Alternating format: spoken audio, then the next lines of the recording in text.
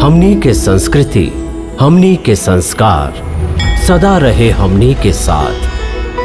भारत के महान ग्रंथ और काव्य सब के संपूर्ण संकलन सब्सक्राइब करें तिलक।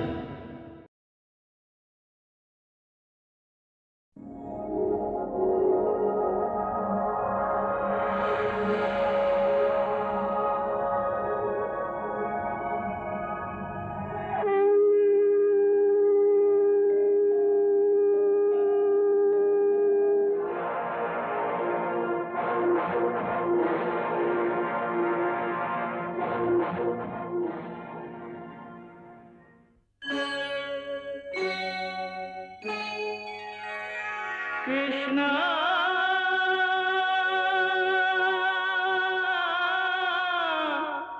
कृष्णा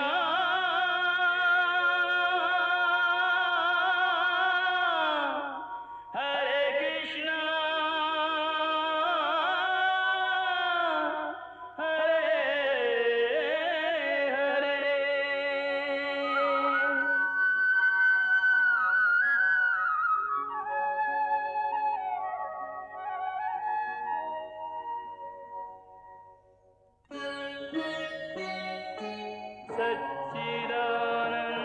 सच्चिदानन्दरूपाय विश्वोत्पत्त्यादिहेतवे तापत्रयविनाशाय श्रीकृष्णाय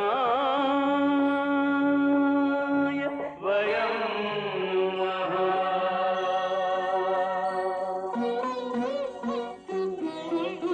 श्रीकृष्ण गोविंद हरे मुरारे, हे नाथ नारायण वासुदेव। हरे कृष्ण राधे राधे कृष्ण कृष्ण हरे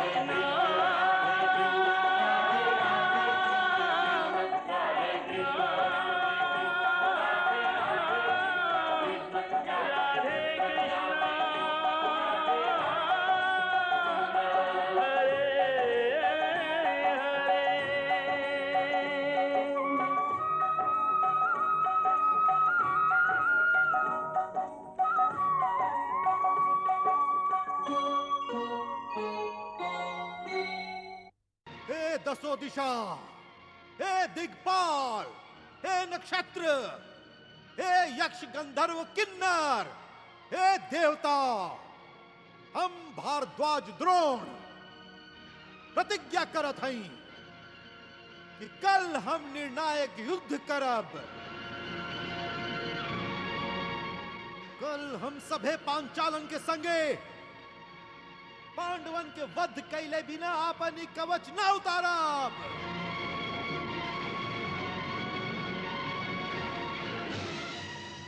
बाकी पिताजी आपकी ऐसा प्रतिज्ञा ना करे के चाहत रहे।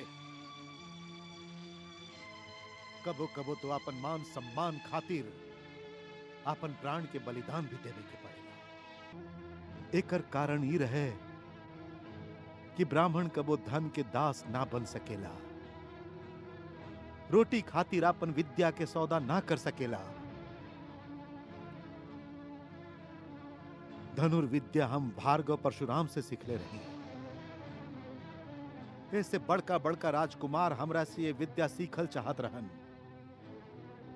तुहार माई भी तुहार मोह में आके हमरा से कहली कि हम विद्या दिहल स्वीकार कर ली, बाकी हम अपन ब्राह्मणत्व के त्याग ना कैली। एक दिन जब हम तुहार माई के पानी में चाउर पीस के तो के दूध के जगह पियावत देखली तो एगो बाप के आत्मा झंझना उठल। कहे कि हम स्वयं तो भूखल रह सकत रही, बाकी अपन बेटा के मुंह से 2 घूंट दूध का अधिकार ना छीन सकत रही, ना छीन सकत रही, ना छीन सकत। पिताजी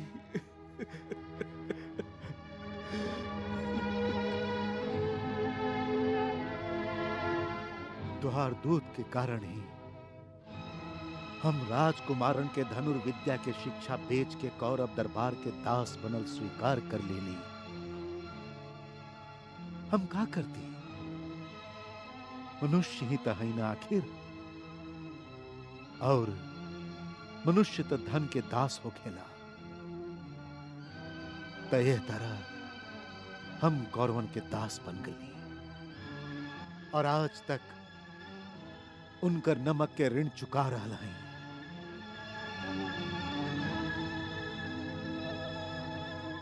हमरे कारण आपके इतना कष्ट उठावे के पड़ल और हमरे कारण आपके जीवन भर आपन मन, आपन विवेक और आपन आत्मा के गला घोट घोट के जिए के पड़ल और हमरे कारण आपन धर्म के मार्ग त्याग के अधर्म के मार्ग अपनावे के पड़ल। आज इस सब कुछ जान के हमके पता चलल हा कि आप हमरा खातिर कितना बड़ा बलिदान कैले हैं, कितना बड़ा बलिदान कैले हैं, कितना बड़ा बलिदान कैले हैं। बताइए पिताजी, हम आपके ऋण के कैसे चुकाएं? बताइए। पिता अपन संतान खातिर कुछ भी करे तो ना उपकार होला और ना ही ऋण। ऐसे तो के एकरा चुकावे के कौनो जरूरत नहीं है। बाकी हर माता पिता के माथा पर एगो ऋण होला जे ओकरा बाद ओकर संतान के चुकावे पड़ेला।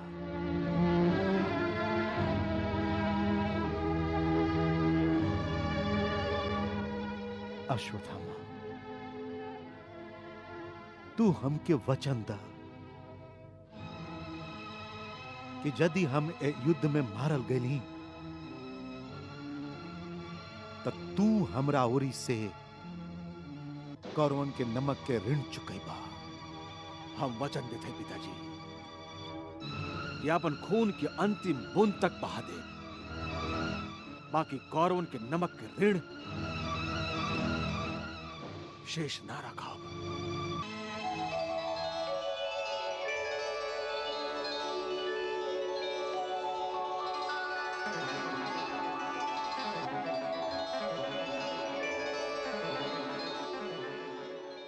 प्रणाम वासुदेव।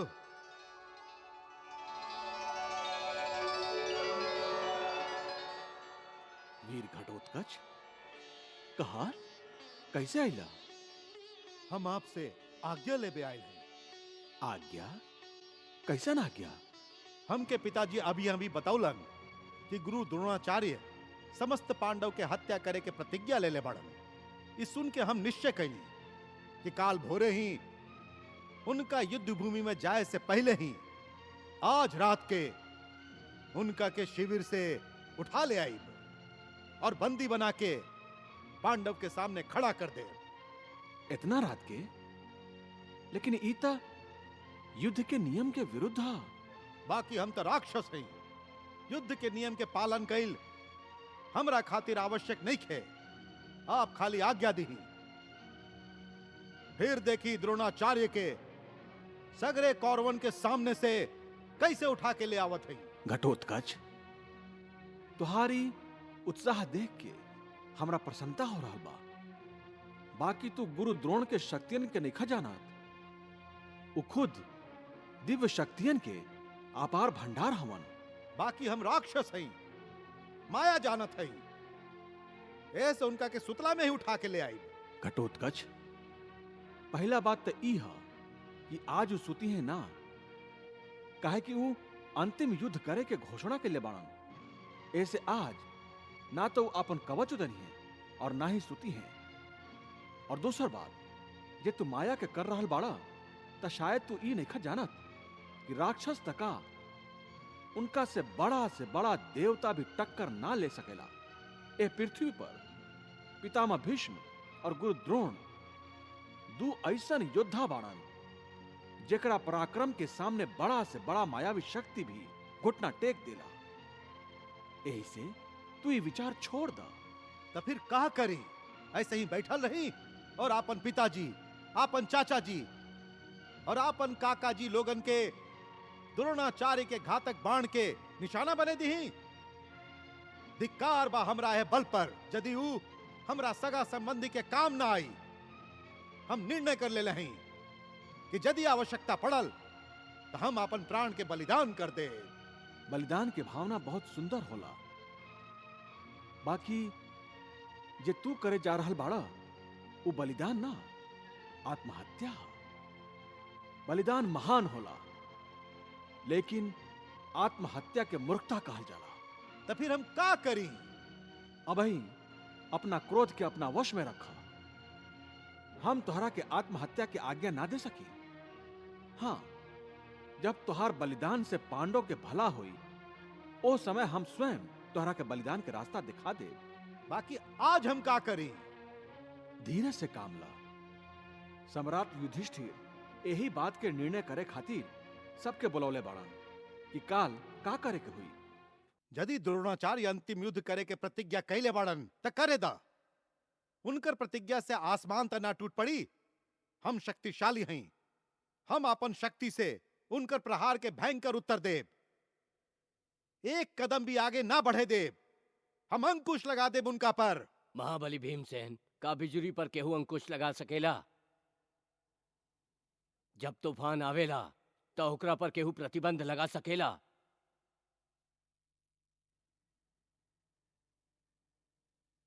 नइखे ना? वैसे ही द्रोणाचार्य के पराक्रम पर, शौर्य पर केहू अंकुश ना लगा सकेला।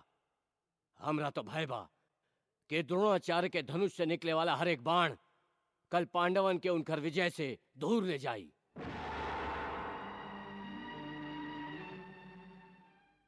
आप बेकार में सम्राट युधिष्ठिर के चिंता के बोझ बढ़ा रहे हैं।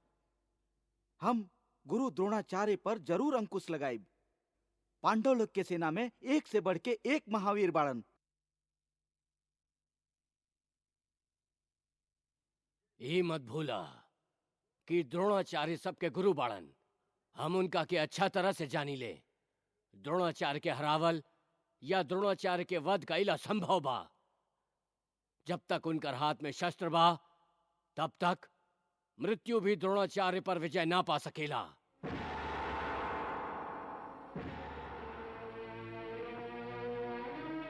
महाराज द्रुपद, आप एकदम ठीक कहत हई। बात भले कतनो कड़वा होखे, पर बात तो सच। हम लोग में से केहू भी गुरु द्रोणाचार्य के पराजित ना कर सकेला। गुरु द्रोण अजेय बाड़न। एकर दूसर मतलब इहो भइल कि कौरवन के युद्ध में हरावे खातिर गुरु द्रोणाचार्य के वध आवश्यक बा। बाकी ई त संभव है। एकरा के संभव बनावे के होई पार्थ। असंभव के संभव कैसे बनावल जा सकेला महाराज? आप ही तो कहले रही कि जब तक गुरु द्रोणाचार्य के हाथ में शस्त्र बा तब तक उनकर वध केहू न कर सकेला।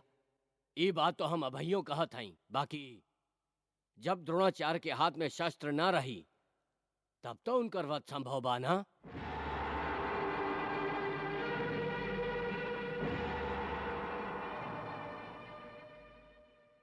हम लोग द्रोण के वध ओ समय करब जब उनकर हाथ में कोनो शस्त्र ना होई। एगो निशस्त्र योद्धा पर वार कईल अधर्म है। और आचार्य द्रोण हम लोग के गुरु हैं। गुरु भी पिता के ही रूप होखेलन। का हम अपन पिता के वध करब? ना ना, ई ना हो सकेला। यदि गुरु पिता समान होलन तो शिष्य भी तो गुरु खातिर बेटा समान होखेलन कि ना? हाँ, होखेलन। बाकी इहे गुरु जेकरा के तू पिता मान रहल बाड़ा उहे अपना बेटा समान शिष्य के हत्या के प्रतिज्ञा कैले बाना। महाराज द्रुपद ठीक कहा तारन अर्जुन। का तू इतना जल्दी भुला गईला कि गुरु द्रोणाचार्य निशस्त्र अभिमन्यु के हत्या कैले रहन? ता हम लोग ही काहे सोची कि निशस्त्र गुरु द्रोणाचार्य के वध कैल उचित ना हुई? युद्ध में तो खाली जीत महत्वपूर्ण होला अर्जुन। महाबली भीमसेन ठीके कह रहल बाड़न पार्थ। बाकी ऐसन जीत के का लाभ जेकर हम गर्व न कर सकी और लाज से हमार सिर झुक जाए? आप सभे बिना कारण उत्तेजित हो रहल हई और बेकार में बहस कर रहल हई। असली प्रश्न तो ई बा कि जब आचार्य द्रोण युद्ध भूमि में हुई हैं तो उ निशस्त्र हुई हैं काहे? कबो कबो युद्ध में ऐसा क्षण आ जाला कि योद्धा अनायास से आपन शस्त्र के नीचे कर देला। हाँ, कबो कबो अप्रिय घटना घटे में ऐसा हो सकेला। बाकी गुरु द्रोण खातिर ऐसा कौन घटना हो सकेला? जैसे द्रोण के प्रिय बेटा अश्वत्थामा के मृत्यु। बाकी ऐसा समाचार सुनावे खातिर अश्वत्थामा के वध होखल जरूरी बा। ओकरा खातिर अश्वत्थामा के वध होखल एकदम आवश्यक नहीं खे। फिर खाली द्रोणाचार्य से अतने कहल आवश्यक बा कि उनकर बेटा अश्वत्थामा के मृत्यु हो गई हा। त खाली अपना बेटा खातिर जिए वाला द्रोणाचार्य के इतना दुख होई कि वो बिना सोचले समझले अपन शस्त्र नीचे रख दी हैं।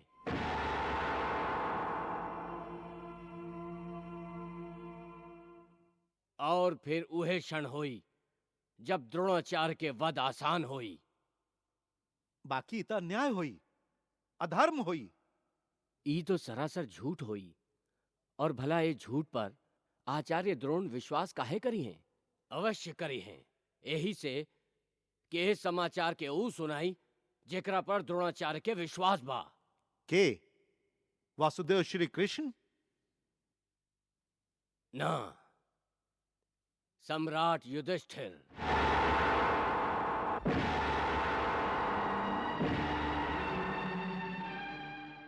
द्रोणाचार्य जानेलन कि युधिष्ठिर धर्मराज बाड़न।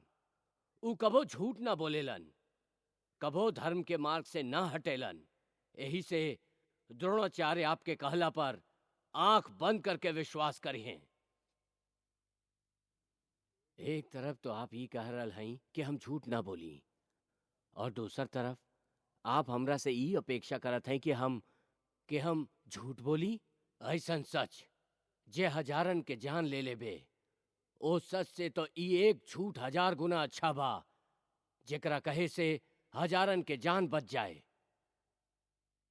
महाराज युधिष्ठिर, आप धर्मराज हैं, आप ही धर्म के बात बताएं।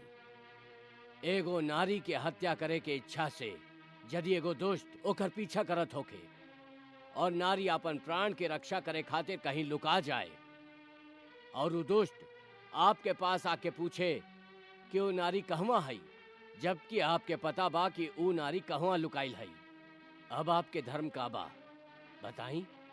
सच बोले के धर्म निभाई कि झूठ बोल के ओ नारी के ओ दुष्ट से बचाई? महाराज युधिष्ठिर, लोक कल्याण खातिर यदि आप झूठ बोलब तो ओकर कौनो पाप आपके ना लागी। आप ठीक कह रहल हैं महाराज, फिर भी हमरा से झूठ बोले के साहस ना हुई। भैया, महाराज द्रुपद ठीक कह रहल बाड़न। एकरा में अनुचित का बा? अनुचित ई बा भाई कि ए झूठ में सच के एक भी अंश नहीं खे। ना धर्मराज, आप एकदम झूठ भी ना बोलब। मतलब ही कि जब आप कहब कि अश्वत्थामा मारल गईल हा त अश्वत्थामा मारल जा चुकल होई।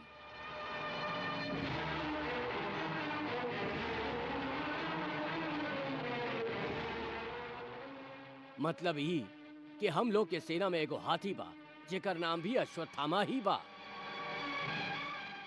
हम आपके बात अब अहियों पूरा तरह ना समझली महाराज द्रुपद। हम पूरा योजना समझावत हई। अश्वत्थामा नाम के हाथी के वध महावीर भीमसेन करी हैं और कहिए कि अश्वत्थामा मर गए।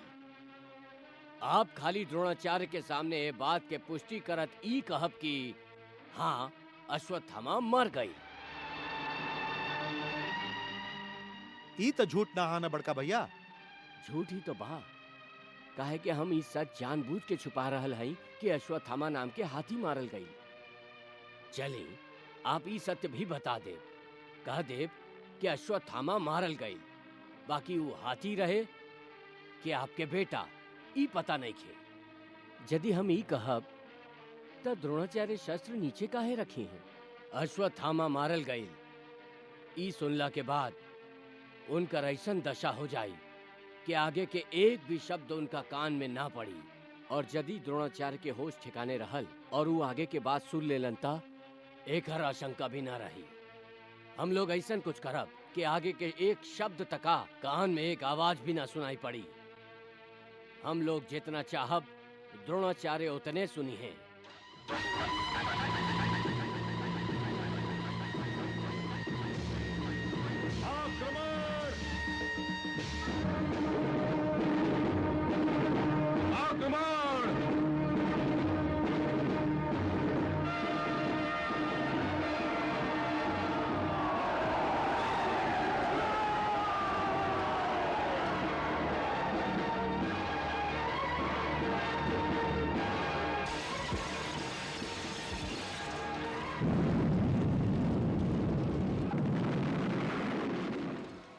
महाराज, आज के युद्ध के शुरुआत हो चुकल है।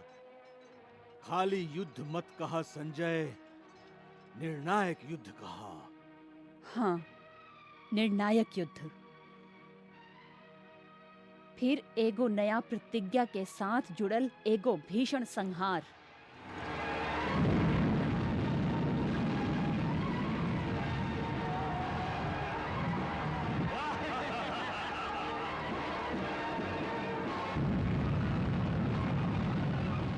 भगीना, ए युद्ध के भीषण गति देख के ऐसन लागता कि आचार्य द्रोण ए महायुद्ध के दोबारा होके से पहले ही समाप्त कर दिए हैं। हाँ। हाँ मामा जी। शकुनी गलत नैखन कहत संजय। यदि द्रोणाचार्य असही पांडव सेना के नष्ट करत रहलन तो सचमुच ये युद्ध आज दोपहरिया से पहले ही समाप्त हो जाए। कृष्णा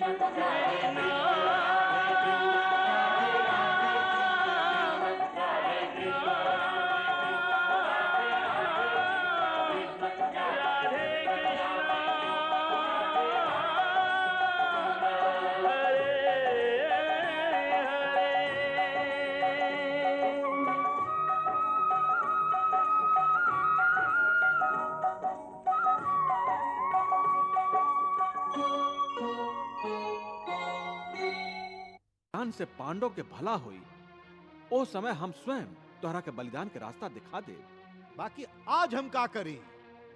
धीरे से काम ला। ये मत भूला कि द्रोणाचार्य सबके गुरु बाड़न। हम उनका के अच्छा तरह से जानी ले। द्रोणाचार्य के हरावल या द्रोणाचार्य के वध कईल असंभव बा। जब तक उनकर हाथ में शस्त्र बा, तब तक मृत्यु भी द्रोणाचार्य पर विजय ना पा सकेला।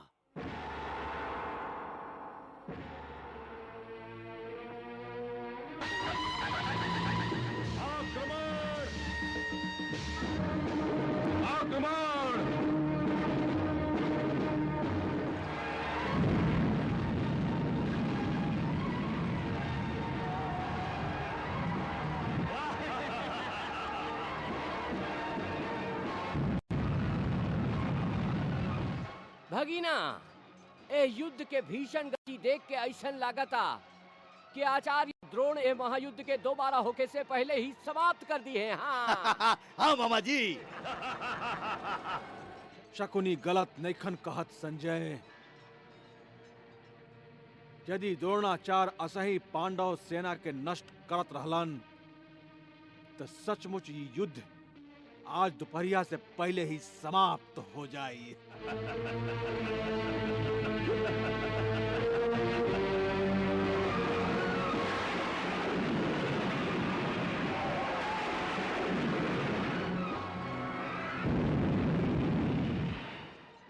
हे पार्थ, पांडव सेना के साहस बढ़ाई, नाता द्रोणाचार्य से आज हम ई युद्ध हार जाई।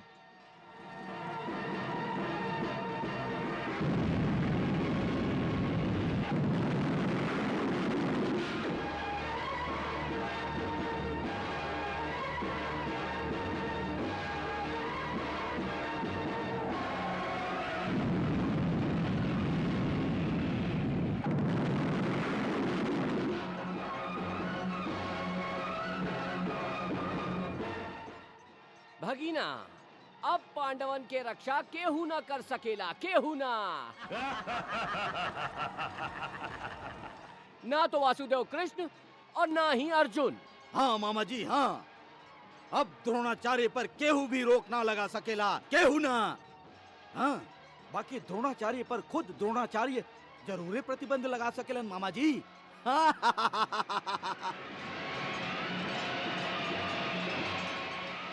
भगीना, जब तक युद्ध के निर्णय न होई तब तक आचार्य द्रोण कवच न उतारी हैं, और जब तक आचार्य अपन कवच न उतारी हैं तब तक युद्ध चलत रही। हाँ मामा जी, और जब तक ये युद्ध चलत रही तब तक ही पांडवन के विनाश होत रही, पांडवन के विनाश।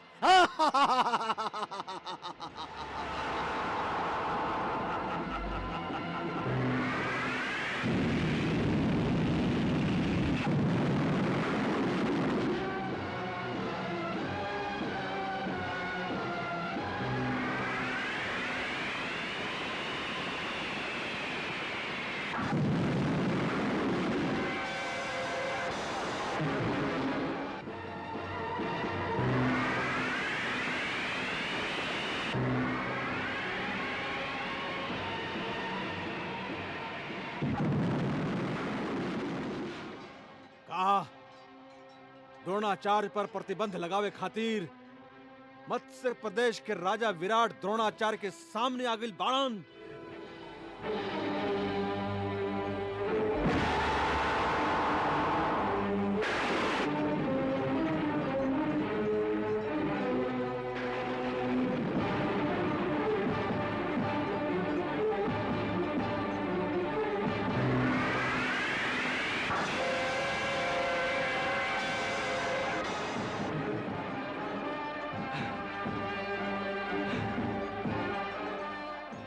हे द्रोणाचार्य, ये सैनिकन के अस्त्र के ज्ञान ना है, उनका पर भयंकर अस्त्र चला के आप अधर्म कर रहा हैं।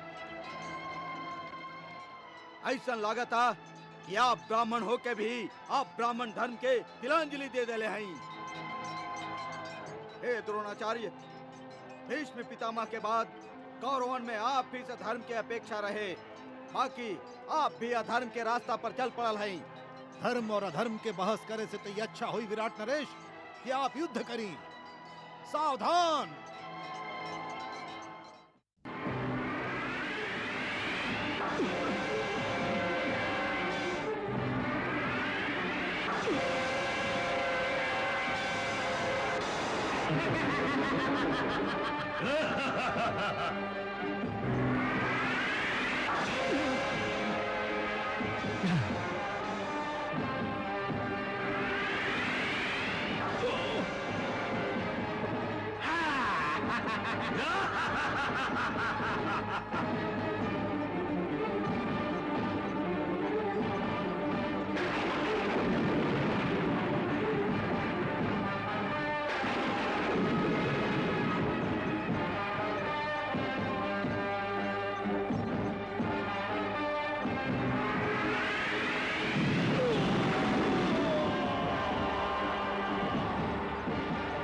ना,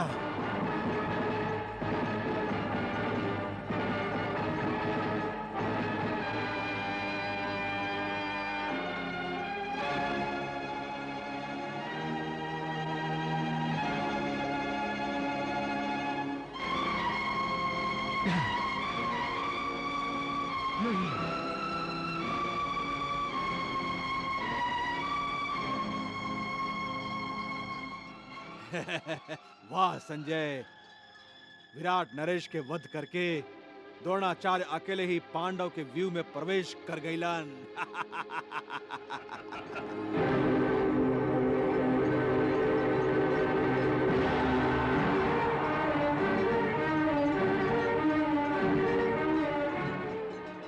बाण चलावत चलावत तो रुक काहे गईला द्रोणाचार्य? चलावा बाण, कर दा भीषण संहार। एक क्षण खातिर हमके हमार पुरान दोस्ती याद आ गई। यही से हमारा हाथ रुक गए। द्रुपद, तू हमार मित्र कैसे हो सकेला द्रोणाचार्य? मित्र तो मित्र के कंधा से कंधा मिला के ओकर शत्रु के साथ युद्ध करेला। बाकी तू तो अपना मित्र के विरुद्ध शस्त्र उठा के अधर्मियन के साथ दे रहल बड़ा। हम दोनों कबो कौनो समय मित्रता के भ्रम में रही, बाकी आज ना, आज हम दोनों खाली एक दूसर के शत्रु हैं, शत्रु। हमरा के एह दशा में पहुंचावे के श्रेय तोहरे जात बा द्रुपद। भुला गईला हमार दरिद्रता के दिन जब तू संपन्न रहा, फिर भी हमार बेटा अश्वत्थामा खातिर एगो गाय तक ना भेंट दिला। यदि खाली एगो गाय भेंट कर देता तो हम हस्तिनापुर के सीमा के उल्लंघन कबो न करती। बाकी तोहरा चलते हम की आपन आत्मा कौरवन के लगे गिरवी रखे के पड़ल रहे।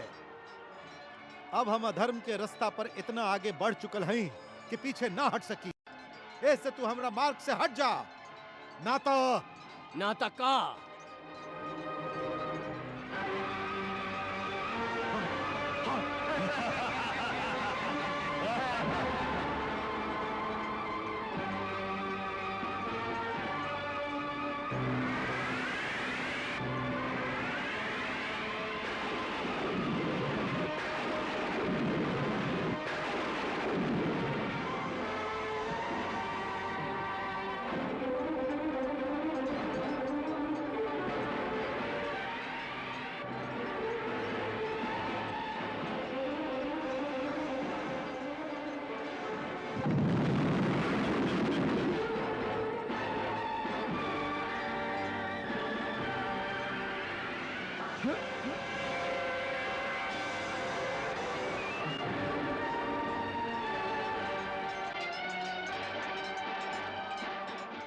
सावधान द्रुपद, अब हम तो के अधिक अवसर ना दे सकी, काहे कि तोहार आयु समाप्त हो चुकल बा।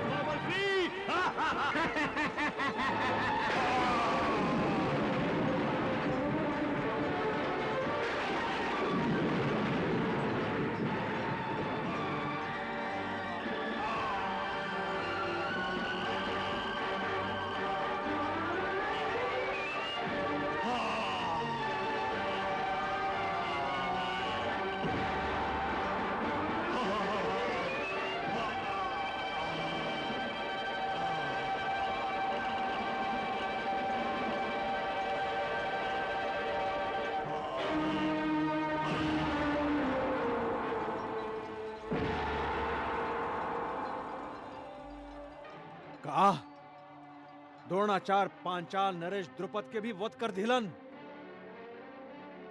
एकर अर्थ त ये भइल कि आज सचमुच द्रोणाचार्य पांडवन के काल बन गइल बाड़न।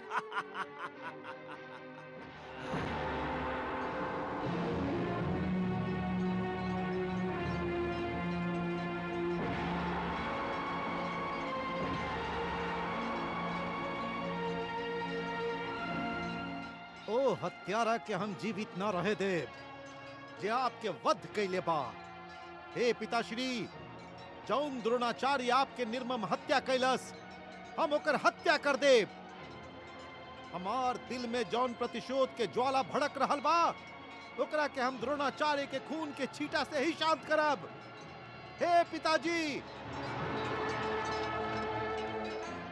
हम ये संकल्प लेत हई कि आज युद्ध ओ समय तक जारी रही जब तक द्रोणाचार्य के वध नहीं हो जात। द्रोणाचार्य!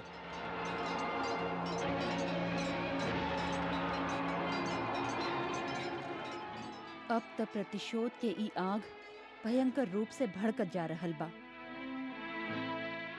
प्रतिशोध के दोसर नाम प्रतिज्ञा होके रह गइल बा। एक प्रतिशोध की प्रतिज्ञा कौरव करत आरन, तो दोसर प्रतिज्ञा पांडव करत आरन।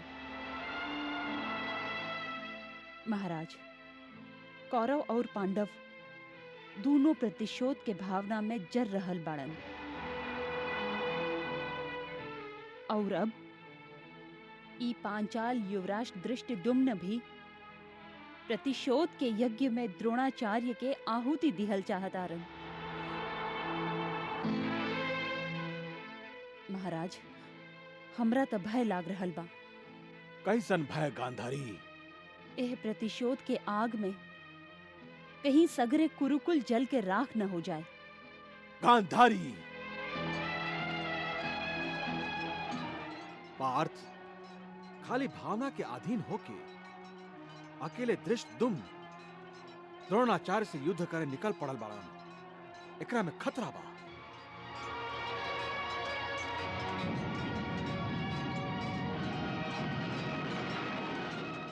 कैसन खतरा केशव?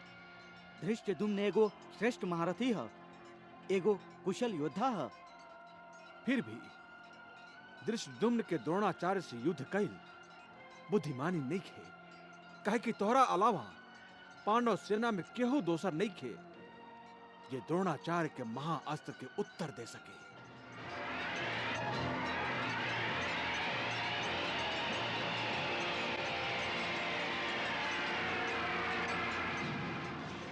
हाँ द्रोण, यदि आज हम तुहार वध न कैली तो हम महाभयंकर पापी कहाइब। ऐसे हम प्रतिज्ञा करत हई कि यदि हम अपन पिताजी के मृत्यु के प्रतिशोध न ले ली तो हम उनके तरह वीर गति के पाइब।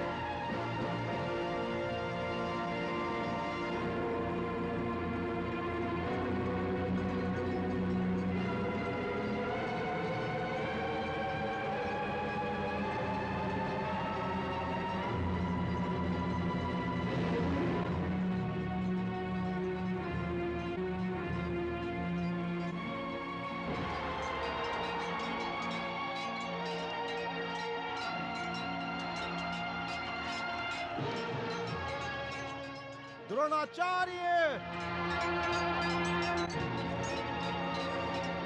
द्रोणाचार्य!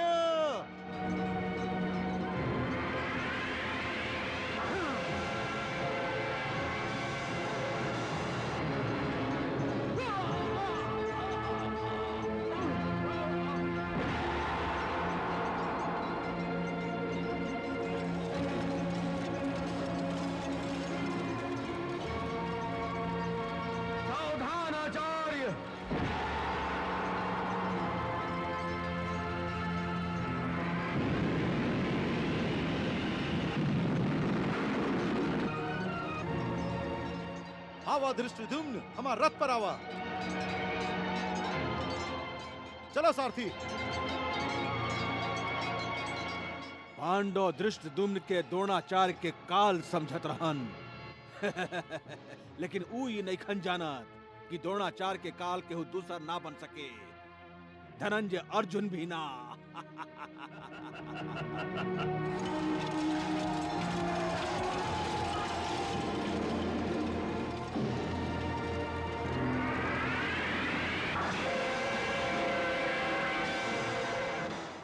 बात एक क्षण खातिर भी हाथ मत रोका। द्रोणाचार्य जिसन शत्रु के पल भर के भी अवसर देवे के ना चाहिए। ऐसा समझ ला कि आज तुहार गुरुदेव तुहार धनुर्विद्या के परीक्षा ले रहा बाड़ा।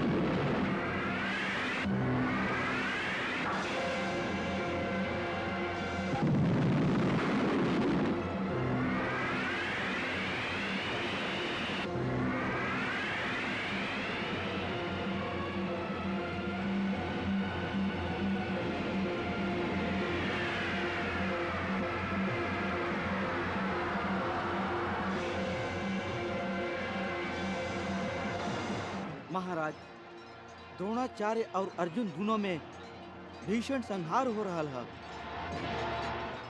दोनों के युद्ध के कुशलता देख के ई कहल मुश्किल है कि दोनों में गुरु के है और के शिष्य। ऐसा लग रहा है कि दोनों में युद्ध के अंते ना हुई। द्रोणाचार्य के हर एक अस्त्र के उत्तर अर्जुन के पास है और अर्जुन के हर एक अस्त्र के उत्तर द्रोणाचार्य के पास है। गुरु तबो गुरु होला। ओम ब्रह्माय नमः। ओम ब्रह्माय नमः। ओम ब्रह्माय नमः। आपन शिष्य के आगे आपन हर शस्त्र के विफल होत देख के अब द्रोणाचार्य निर्णायक ब्रह्मास्त्र प्रकट कैले हैं। ब्रह्मास्त्र?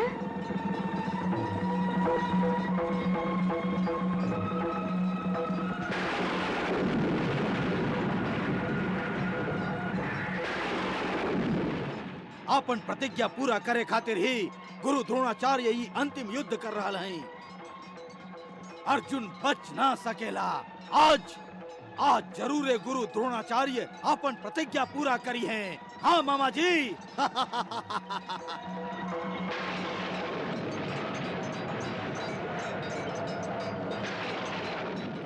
महाराज, द्रोणाचार्य के ब्रह्मास्त्र के उत्तर देवे खातिर अब अर्जुन भी ब्रह्मास्त्र प्रकट कैले बाड़न। ना कृष्णा